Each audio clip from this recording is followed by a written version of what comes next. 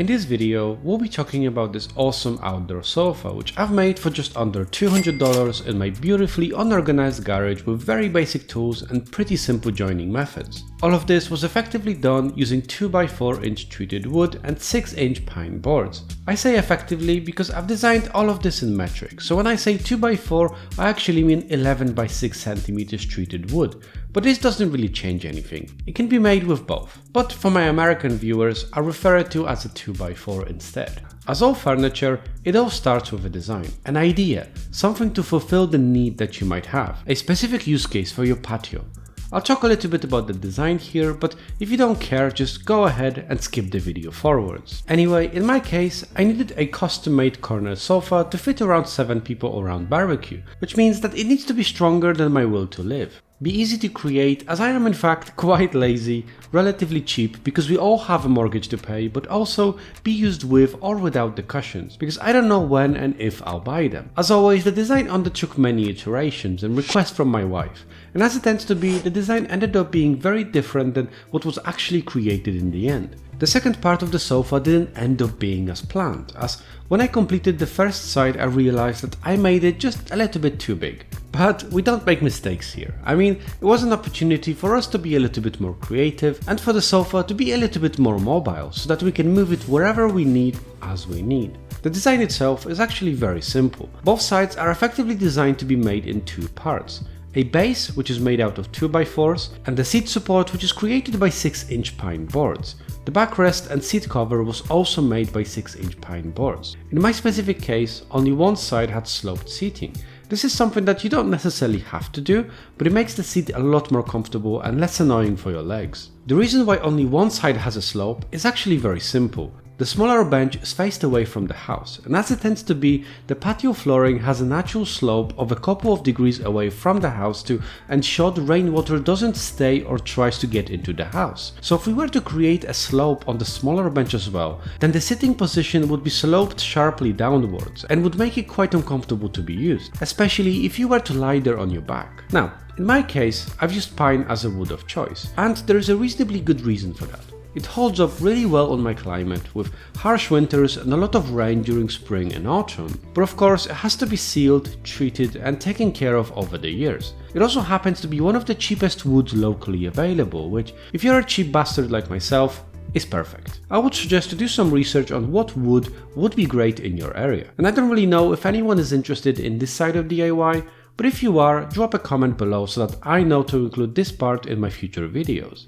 Now, how to make this beauty? What you will need is the following pieces of 2x4. It comes to around more or less 11 meters of this wood, which I always count with around 10 to 15% tolerance, due to the fact that you will definitely screw up some parts, exactly as I have. That's just part of DIY. For the wooden boards, you will need these parts, which comes around 39 meters or so.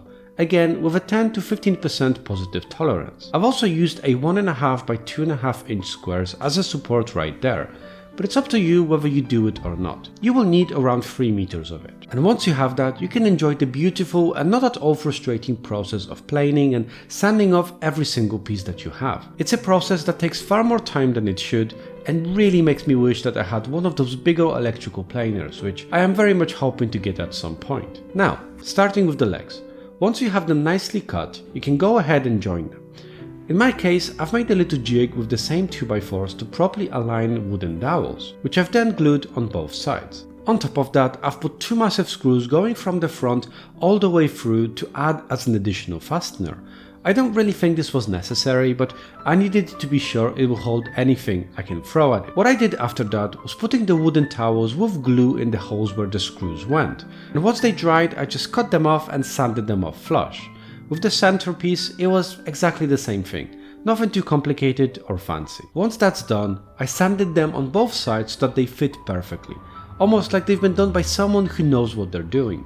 At least, that's the image I'm going for. In the case of the longer piece, I've also added these supports which align with the sitting support to give it more strength in the middle, and to prevent it from sagging or breaking. Once the base is done, the sitting support is next on the list, which is also quite simple to do. And what you will need is effectively to get the required parts in place and just connect them using screws. And I know, this isn't the perfect woodworking solution, but I do actually like seeing the screws, especially when they're in a neat and simple pattern. It makes it easy to change that part in the future if things go wrong, and it has that DIY aesthetic. At least that's what I tell myself to justify being lazy in this regard. Anyway, make sure to pre-drill screws nearby the edges, as not doing it is one of the easiest ways to break your wood and waste your time. The way to connect it to the legs is also very straightforward, just screw them in. It doesn't really have to be more complicated. It can be, of course, but it doesn't need to be. What I did make, however, to further strengthen them is adding this square, which in the case of the bigger side is held by M10 bolts that go all the way through, and in the case of the smaller side is just simply screwed in. Now, I don't really know why I needed to have those M10 bolts. I suppose it's just the aesthetic I was going for, which I didn't think I needed in the smaller one. I mean, not everything has to make sense. Now once that's done, in case of the smaller side, you just take the wooden boards and just screw them from the top, ideally pre-drilling and adding a nice countersink to make the finish quite good. A nice and lazy way to make sure that the screws are aligned is to take a wooden piece which will make a straight line for you and just use that as a base to get the screws in. In case of the bigger side, there's also a backrest that needs to be done.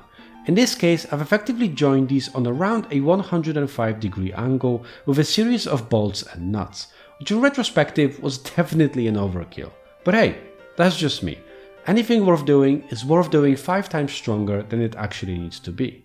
And once that back support was in place, I've put on the boards on the sitting, and depending on exactly where you will have the back support, I needed to create these cuts in the last board so that it looks quite reasonable and the spaces can actually be exactly the same everywhere. And that was it.